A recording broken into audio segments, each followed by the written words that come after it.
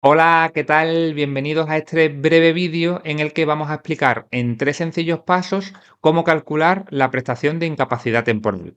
Realmente este truco sirve para cualquier prestación, pero he elegido la prestación de incapacidad temporal por ser la más escurridiza de todas. Escurridizas en el sentido de que se aplican porcentajes en función de la longevidad que va a tener esa incapacidad temporal, en función a la contingencia. Entonces, bueno, pues esos porcentajes hay que tenerlos en cuenta a la hora de cuando nos hagan las preguntas concretas de un día específico de esa incapacidad temporal.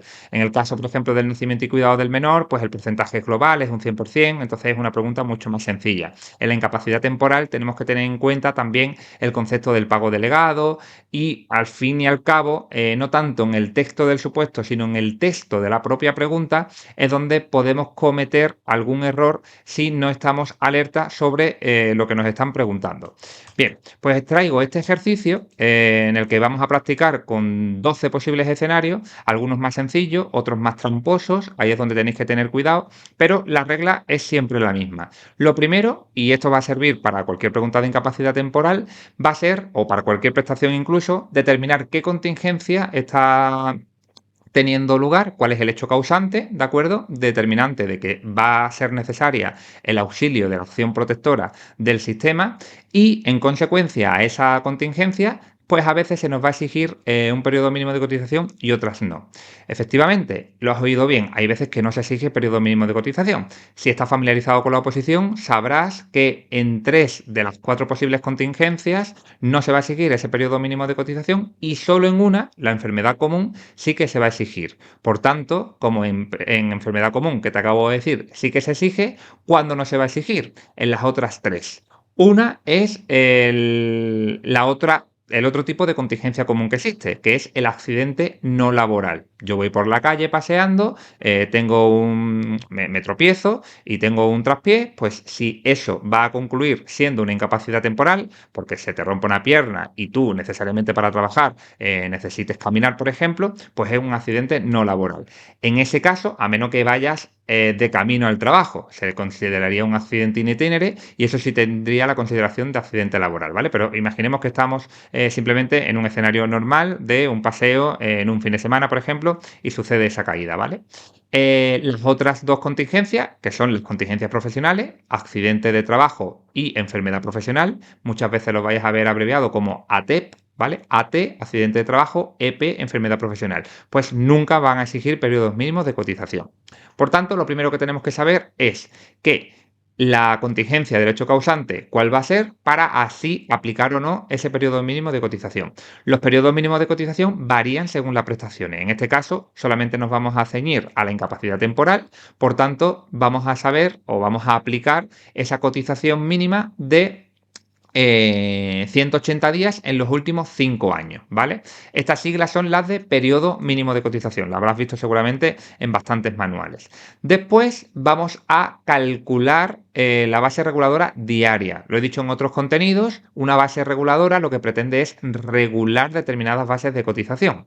Sin embargo, particularmente la incapacidad temporal solamente se toma una base de cotización, que además es la inmediatamente anterior al hecho causante. De forma que si un hecho causante sucede en agosto, esa caída que yo comentaba, pues se va a utilizar la base reguladora del mes anterior, la de julio, ¿vale? Por tanto, realmente aquí hay poco que regularizar porque vamos a tomar una única base. Sin embargo, cuando se trata, por ejemplo, de pensiones, se me viene a la mente la incapacidad permanente o la jubilación, sí que tiene sentido esa regulación porque se toman muchísimas bases de cotización, ¿vale?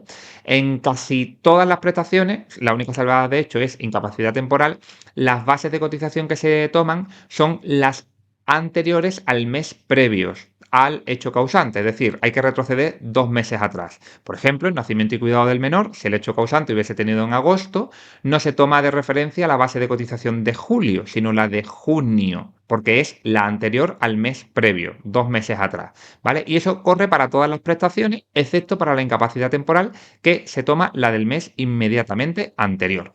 Pues cuando tengamos la base de cotización, lo vamos a dividir entre el número de días, ¿vale? Debes saber que si estamos con un contrato en el que hemos cotizado durante todos los días y tenemos, en definitiva, remuneración mensual, vamos a dividir entre 30, con indiferencia de que se trate de un mes que traiga 28 o 29, como es febrero, o que traiga 31, ¿vale? Como podría ser, por ejemplo, diciembre. Si tenemos una remuneración mensual y estamos de alta durante todos esos días, dividimos entre 30. Y si no, por los días efectivamente cotizados, ¿vale? Y el tercer paso de esta regla va a ser, en el caso de la incapacidad temporal, ¿vale? Aplicar el porcentaje según los periodos, porque vamos a ver que es una prestación un tanto dinámica que no solo va a depender de la contingencia, esos porcentajes, sino también de la longevidad de nuestra incapacidad. No es lo mismo una incapacidad que muera al cabo de los 10 días, ¿vale? O que tenga una duración, mejor dicho, quería decir con morir, a que se extinga, ¿vale? Que tenga una duración de 10 días, o que vaya a ser por 30 o por 60. También en el temario se tipifican, tiene un nombre concreto según la duración de las incapacidades, pero no es objeto de este vídeo. Por tanto, estos tres pasos los vamos a aplicar en un breve supuesto, ¿vale? En el que vamos a ver cómo aplicarlo. Nos dice el texto que Martín Losada lleva trabajando 3 años consecutivos, ¿vale? Como profesor en Plaza Asegurada SL, una academia de oposiciones que tiene la cobertura por contingencias comunes con el INS y las contingencias profesionales con una mutua colaboradora de la Seguridad Social. Bien, aquí ya nos está dando mucha información. Nos está diciendo que esta persona, con total seguridad, va a tener su periodo mínimo de cotización garantizado, porque 3 años consecutivos son más de 1000 días cotizados. Por tanto, con independencia de que aplique esos 180 días en los últimos 5 años o que no apliquen, como hemos visto, dependiendo de la contingencia, aplicarán o no aplicarán, esta persona va a cumplir ese primer requisito. Lo que no sabemos todavía es la contingencia porque todavía no nos ha dicho cuál es el hecho causante de la incapacidad que va a tener lugar. También nos está diciendo que su empresa, por tanto, no es un autónomo, porque nos están dando el nombre de la empresa para la que trabaja por cuenta ajena, por tanto va a ser un trabajador del régimen general, tiene la cobertura con LINS para una acción protectora y con una mutua para otra. En concreto, las contingencias comunes las está haciendo con el INS y las contingencias profesionales, esas que comentábamos, ATEP, accidente de trabajo y enfermedad profesional, la tiene con una mutua. Esto es muy importante, ¿vale? ¿Por qué? Pues porque en función a la contingencia determinante del hecho causante de la incapacidad, pues la responsabilidad del pago en un momento determinado de la prestación va a recaer de un lado o de otro. Entonces, con eso van a jugar en las preguntas, ¿vale? Y por eso es muy importante la contingencia, porque la contingencia nos va a determinar quién es el responsable del pago, como estamos diciendo, incluso el empresario va a ser responsable del pago durante una parte de la prestación, como veremos en las preguntas. Lo segundo que va a determinar la contingencia es cuándo nace el subsidio, ¿vale? En incapacidad temporal por contingencias comunes, sabéis que los 3 primeros días no se cobran y que el nacimiento es al cabo del cuarto día, ¿de acuerdo? Mientras que la contingencia profesional, el primer día lo asume el empresario como coste y el trabajador cobra su día de trabajo al 100%, mientras que el subsidio van a hacer a partir del segundo día, ¿de acuerdo? Y lo tercero que condiciona la contingencia es la cuantía, ¿vale? En el caso de la contingencia común, empezamos con esos 3 días vacíos y después un 60% hasta el día 20 y del 21 en adelante un 75%. Mientras que la contingencia profesional, el primer día, como os decía, es un 100% porque se cobra el salario, no es todavía aplicación de subsidio, ¿vale? El subsidio nace el día 2. Por tanto, ahí es una pregunta tramposa. Si te dicen cuál es la cuantía en concepto de incapacidad temporal del primer día, a menos que por las otras redacciones de las preguntas solamente sea correcta el 100%, pero el primer día no consta como incapacidad temporal propiamente dicha, porque el nacimiento del subsidio surge a partir del día 2 y a partir de ese día 2 se cobra el 75%. No hay ese paso previo, por así decir, que sí hay en la contingencia común de estar días de vacío ni días al 60%. A ese respecto, yo en la página 3 tengo este pequeño esquemita, ¿vale? Donde en la primera línea hablamos de las contingencias comunes y en la segunda línea las contingencias profesionales. Como decía, los 3 primeros días en la contingencia común, en una incapacidad temporal por contingencia común, que son o enfermedades comunes o accidentes no laborales, los 3 primeros días no se cobra nada, 0%. Del 4 al 20, que son 17 días, no hace falta, no te van a preguntar cuántos días son, pero sí te pueden decir que si una baja dura 12 días, cuál va a ser el importe que se percibe. Pues tienes que saber que en los 3 primeros días no se percibe nada y que hasta ese día que te digan, pues mientras no se supere este umbral del día 20, va a ser al 60%. Y del 21 en adelante, le marco la estrellita, se pasa al 75%, ¿vale? Vas a ver aquí que pongo una línea pespunteada porque también en incapacidad temporal, y por eso considero que es la prestación más completa, entra una nueva variable, que es la responsabilidad del pago. Entonces, nos dice la legislación que hasta el día 15 la responsabilidad del pago recae del lado del empresario, por tanto, el INS o la mutua, en función a con quien se tengan contratada la acción protectora de la Seguridad Social, ni se inmuta no le afecta en cuanto a asumir el coste de la prestación para aquellas incapacidades que concluyan por contingencia común antes del día 15. Mientras que si termina del 16 en adelante, ¿vale? La responsabilidad del pago ya sí pasa al INS o la mutua según esta acción protectora. Sin embargo, el hecho, la acción material de pagarlo va a seguir corriendo por cuenta del empresario, pero es solamente la acción, no lo asume. Por tanto, la palabra clave aquí es el responsable. ¿Quién es? Pues el responsable es el INS y la mutua del día 16 en adelante y hasta el día 15 la responsabilidad es del empresario. Por tanto, hasta el día 15 lo asume el empresario, sale del bolsillo del empresario, del 16 en adelante sale del bolsillo, lo asume el INS o la mutua, aunque el hecho material de pagarlo lo va a seguir haciendo el empresario por lo que se denomina pago delegado, ¿vale? Entonces eso es muy importante. Yo creo que sí, como decía, estás familiarizado con la oposición y con esta prestación, lo tienes controlado, pero por si acaso aquí la clave está en cómo nos hagan las preguntas y sobre todo lo que nos pongan al final de las opciones puede hacer que no sea correcto, porque en el momento que nos pregunte por una cuantía de los 15 primeros días y añadan a esa cuantía que salga en concepto de pago delegado, pues ya sabes que sería errónea, porque pago delegado no aplica en los 15 primeros días, el pago delegado aplica del 16 en adelante. Lo que aplica en los 15 primeros días es una asunción, lo estás asumiendo de la responsabilidad como empresario, ¿de acuerdo? Con respecto a las contingencias profesionales, pues cambia por completo el escenario. Como decía, el primer día sí que se cobra, pero no forma parte del subsidio, ¿vale? Entonces, porque el subsidio nace el día siguiente al hecho causante. Por tanto, si el hecho causante es un día 10, el día 10 tú vas a cobrar tu salario íntegro y lo vas a cobrar como es íntegro al 100% y el responsable del pago va a ser lógicamente el empresario. Sin embargo, desde el día 2 en adelante, ya si nace la prestación, la responsabilidad del pago de nuevo recae según con quien se tenga concertada la acción protectora de esta prestación, bien el INS o bien la mutua. Pero de nuevo entra en juego el pago delegado. Por tanto, la acción material de pagar la va a hacer el empresario, mientras que el dinero realmente sale del bolsillo, lo asume o bien la entidad gestora o bien la mutua colaboradora de la Seguridad Social. ¿De acuerdo? Bien, pues entonces aquí simplemente añadir que el porcentaje va a ser el 75%, ¿vale? Y no pasamos ni por la fase de no cobrar nada, ni por la fase de cobrar un 60%.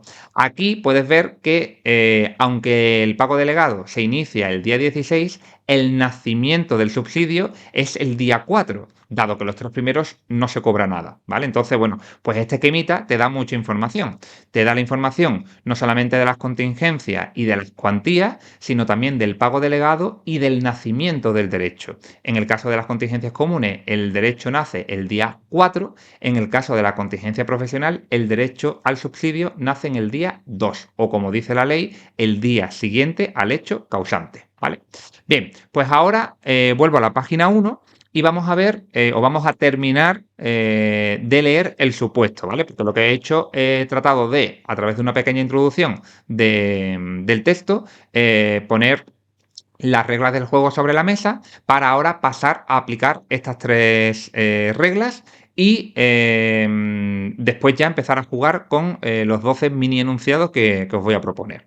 Bien, pues sabemos que esta persona va a cumplir con ese periodo mínimo de cotización porque lleva trabajando 3 años seguidos, ¿de acuerdo? Sabemos que es un trabajador por cuenta ajena del régimen general, sabemos que la empresa tiene la cobertura con el INS y con la mutua en función a la contingencia. Vamos a averiguar qué más nos dice el texto para saber si ese hecho causante va a ser por una contingencia común o por una contingencia profesional. Nos dice que Martín Losada pertenece al grupo 2 de cotización y causa baja médica el 10 de noviembre, permaneciendo en IT hasta el 5 de diciembre por una neumonía severa. Aquí, cuando nos hablan de los grupos de cotización, tienes que saber que los primeros grupos, hasta el grupo 7, son remuneraciones mensuales, por tanto, ya me está dejando entrever que para calcular la base reguladora diaria voy a poder dividir entre 30, porque se trata de una persona que ha estado cotizando todo el mes porque recibe una remuneración mensual, ¿vale? Entonces, esa es la clave cuando os digan del grupo 1, del grupo 2 hasta el grupo 7, tienes que saber que se trata de remuneraciones mensuales, mientras que el grupo 8, 9, 10 y 11 son las remuneraciones diarias, ¿vale? Si consultas la tabla que esté vigente para cada año, porque se va modificando según el ejercicio de los grupos de cotización, vas a ver que hasta el grupo 7 la base máxima y la base mínima se establece por valor mensual. Y en el restante de los casos, la parte inferior de la tabla, de los grupos de cotización del 8 en adelante, se trata de índices de cotización mínimas y máximas diarias, ¿vale? Entonces, bueno, pues que se sepa que el objetivo de esta información es deducir eso, ¿vale? Tenemos aquí también el plazo, ¿vale? Que va a ser importante para saber cuál va a ser el periodo en el que aplica la incapacidad temporal. Y por último, y sobre todo, tenemos la contingencia, una neumonía severa, como no nos dice que esté condicionada por su labor como trabajador, es una enfermedad común. Ahora, si la neumonía severa estuviera deducida de que es un trabajador cuyo empleo es trabajar en cámaras frigoríficas y que tras determinadas visitas médicas y demás se determina que la contingencia es profesional, pues ya estaríamos hablando de otro escenario. En este caso no me hace condicionantes ninguno y que se puede, por tanto, entender que se trata de una contingencia común. Mucho cuidado con las contingencias comunes, porque por un lado, vamos a ver cómo te decía que no aplica periodo mínimo de cotización en el caso de accidente no laboral, pero aquí sí que aplica periodo mínimo de cotización porque es una enfermedad común. Sin embargo, siendo contingencia común las dos, tanto la enfermedad común como el accidente no laboral, cuando quieras aplicar los porcentajes, se rigen por la misma regla. Es decir, los 3 primeros días no se cobra, después se cobra el 60% y después el 75%. Esto es especialmente relevante porque en las preguntas puedes a lo mejor encasillar lo que pide periodo mínimo de cotización a la línea 1 y lo que no pide periodo mínimo de cotización a la línea 2.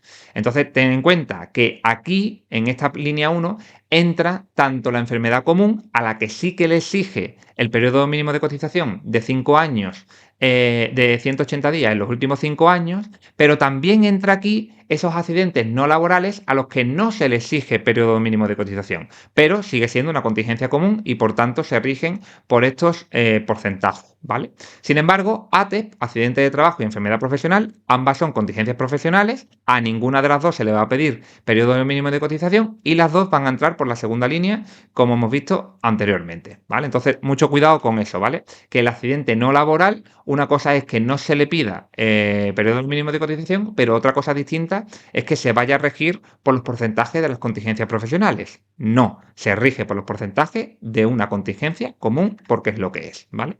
Por último, y esto enriquece un poco la dificultad del texto, nos van a dar información relativa a las bases de cotización para que yo elija la que considere relevante según a cuándo ha sido el hecho causante, ¿vale? Entonces me dan las bases de septiembre, octubre y noviembre, mientras que me están diciendo que el hecho causante es en noviembre, porque cuando causa baja es el día 10, ¿vale? Como decía al principio del vídeo, se tiene que tomar la base de cotización del mes inmediatamente anterior. Por tanto, si estamos en noviembre con el hecho causante, tendré que tomar la de octubre, la de 1800. Las otras no sirven para nada, simplemente me la están dando para que yo deba identificar cuál es la correcta.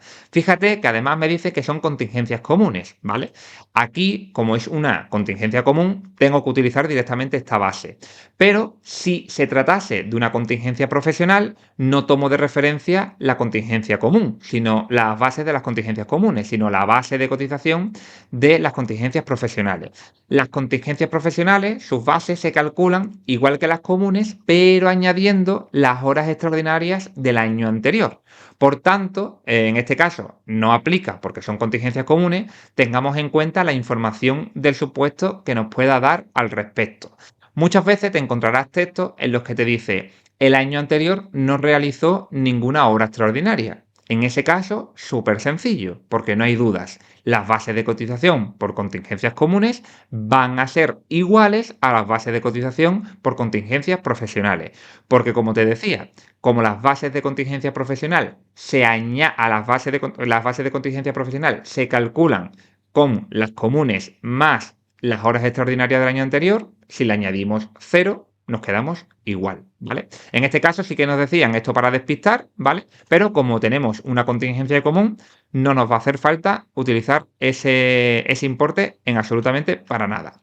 Bien, pues si yo aplico estas tres reglas, la primera yo diría que es la más importante, porque si derivado de la contingencia vemos que el trabajador no cumple el periodo mínimo de cotización, el ejercicio se ha terminado y no tengo que hacer ni el paso 2 ni el paso 3. En este caso, como decíamos, es una enfermedad común y el periodo mínimo de cotización que se exige para enfermedad común es de 180 días en los últimos 5 años. Por tanto, derivado de la información que había destacado en verde, lleva este tiempo cotizado y tiene o aplica esta contingencia común, el trabajador cumpliría con el periodo mínimo de cotización. Nos bajamos al segundo punto de estos tres que tenemos que calcular, ¿vale? O que tenemos que trabajar. Calcular la base reguladora diaria. La puedo hacer dividida entre 30, por lo que decía, porque derivado de la información del grupo de cotización, sé que es un trabajador que recibe una nómina mensual, ¿vale?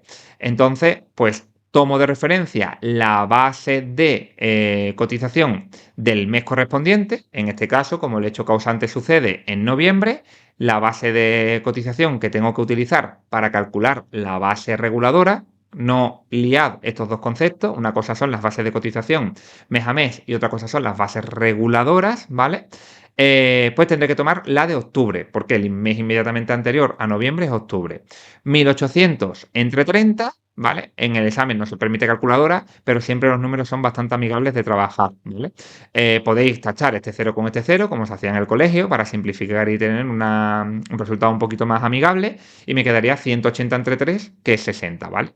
Pues eso es lo que se cobra al día, pero en incapacidad temporal, como hemos visto, entran en juego los porcentajes. Pues voy a calcular derivado de esta contingencia, cuáles van a ser los dos posibles porcentajes que me van a hacer falta. Si de antemano tú ves que es una incapacidad temporal chiquitita, de menos de 15 días, con el 60% va a ser suficiente, porque hemos visto en la página 3 que el 75% entra en juego a partir del día 21. Por tanto, si tú tienes hasta el día 20 he dicho día 15, no, día 20, ¿vale? El día 15 es el tema de la responsabilidad del pago. Si tú ves que la incapacidad no va a alcanzar el día 21 y que se va a quedar pues en una baja médica de 12 días, de 15, de 18, pues no vas a tener que llegar a calcular el 75, ¿vale? Pero en este caso, si te fijas, sí que se alcanza esa barrera del día 21, porque está entre el día 10 y el día 5 de diciembre. Entonces está casi un mes, ¿vale? Entonces yo de antemano me calculo el 60% de lo que ya tenía al día, ¿vale? Y el 75% de lo que le correspondería por el día, porque en ningún caso en una contingencia común se va a cobrar el 100%, tampoco en la profesional. En la profesional era el 75%. Ese 100% era íntegro del sueldo del día del hecho causante, ¿vale? Por eso te digo que aquí hay que tener mucho control y mucho dominio sobre lo que nos dice la legislación a efecto de contingencia, a efecto de cálculo de base y a efecto de aplicar porcentajes para no caer en el traspié de que por un mal entendimiento de toda esta teoría apliquemos mal a la práctica, ¿vale? Por tanto, esta persona, por cada día que esté de baja dentro del primer umbral de 20 días, excepto el 1 y el 2 y el 3, que no va a cobrar nada, va a cobrar 36 euros al día, ¿de acuerdo? Una baja, por ejemplo, de 4 días, pues sería 36 euros su importe. El día 1 no cobra nada, el día 2 tampoco, ni el día 3, el día 4 cobraría 36, ¿vale? Y lo paga, lo asume, como hemos visto en el esquema, el propio empresario. Aquí no paga ni el INS ni la mutua según tenga la contingencia cubierta por una u otra entidad, ¿vale? Porque estamos dentro de esos primeros 15 días. Y cuando superemos el umbral del día 20, del 21 en adelante, pues ya sí que va a haber un poquito más subida el subsidio que percibiría. Serían 45 días por día, 45 euros por día. Bien, pues yo me he hecho aquí un pequeño esquema. En el examen no hace falta hacerlo con tanto detalle, pero sí que te recomiendo que te pintes una línea temporal porque el papel te va a archivar si te equivocas. Y es normal que te equivoques, sobre todo por esto, porque cuando tú vayas a ver el número de días que hay aquí, si lo haces sin papel, puedes caer en el error de que en los extremos no añadas un día adicional que te hace falta. Porque si tú dices que en noviembre esta persona ha estado 20 días de baja, te estás equivocando. Porque del 10 al 30 no van 20 días. O sí van 20 días, pero si contabilizas el primero y el último, necesitas añadir uno más, ¿vale? Entonces, no es lo mismo decir cuántos van de un día a otro a cuántos son en ese intervalo, ¿vale? Cuando hablamos de cuántos son, que es lo que nos interesa para incapacidad temporal, siempre vas a tener que añadir uno, porque los dos extremos hay que contarlo. Entonces, si tú te coges tu calendario, ¿vale? Tienes que, y vas contando, aquí puedes hacerlo. Yo lo que hacía, para ser un poquito más ágil, ¿vale? Es contar las semanas completas y multiplicaba por 7. Si os dais cuenta, como empieza el día 10 y ya se me va diciembre, pues semanas completas son 2, ¿vale? Esta del día 11 y esta del día 18. Pues 7 y 7, 14. Y ahora tengo los picos. La primera semana tiene un pico de un día y las últimas semanas de este mes tiene un pico de 6. 6 y 1 son 7. Al final 7 por 3 son 21. Entonces, el papel te va a archivar que son 21 días, mientras que si lo haces de cabeza, con los nervios del examen, puedes caer en el error de decir del 10 al 30, 20, porque 30 menos 10 son 20. Pero fíjate cómo, lo que te digo, una cosa es los días que van, ¿vale? Y otra cosa son los días que son, ¿vale? Del día 10 al día 30, claro que van 20 días, porque estás contando los huecos, pero no hay que contar los huecos, hay que contar los días. Y los días que son siempre va a ser uno más que el intervalo que te dé esa resta, ¿vale? De todas formas, ya te digo, yo creo que como son datos sencillos o a medida que vayas practicando y tú consideres que ya puedes hacer ese más uno en el extremo que te estoy diciendo, puede ser suficiente. Y aquí me pinto esta estrellita, ¿vale? Que es la que me chivaba que pasamos al 75%, ¿vale? ¿Por qué? Pues porque si no te pintas esa estrellita, pues ya te puedes confundir la cuantía que no cambia si la vienes heredando de la anterior, que sería un 60%. Y entonces, si te pongo aquí la estrellita, Manuel, ¿qué significan los colores? Pues los colores significan la responsabilidad del pago. Los primeros 15 días lo paga la empresa a su costa, hasta el día 15. Por tanto, lo mismo, si os dais cuenta, 7 días de una semana, 7 días de otra, más el pico de la semana inicial, hasta el día 15 lo asume la empresa a su costa, sale de su bolsillo. Y en verde, la responsabilidad del pago recae del lado del INS o de la mutua. En este caso pongo INS porque hemos visto arriba que las contingencias comunes las tiene con el INS, ¿vale? Para que os deis cuenta el dinamismo que adquiere tanto esta prestación como las posibles preguntas de de un pequeño párrafo en forma de supuesto, ¿vale? Si bien, aunque recae del lado del INS a partir del día 16, lo va a pagar, el hecho material de pagarlo, lo va a hacer la empresa vía pago delegado. Y después ya se hace cuenta entre la empresa y la Seguridad Social para esa asunción correspondiente a que el INS sea el verdadero responsable del pago y que de su bolsillo salga el dinero, ¿vale? Bien, pues vamos a dejar aquí el vídeo. Finalmente he optado por desglosarlo en dos partes porque iba a quedar un contenido demasiado extenso. Nos quedamos hoy con esas tres ideas de cómo se calculan las prestaciones y en particular la de incapacidad temporal. Y en el vídeo de la próxima semana lo que vamos a hacer es aplicar esta forma sencilla de cálculo a los distintos ejemplos que os voy a proponer. Como sabéis, siempre lo que se trata es de plasmar en el papel la mayoría de los datos, porque así, si cometemos alguna imprecisión, como lo que refería en distintas partes del vídeo, de los extremos, pues el papel nos ayudará a darnos cuenta del error y salvar, ¿no?, ese posible fallo.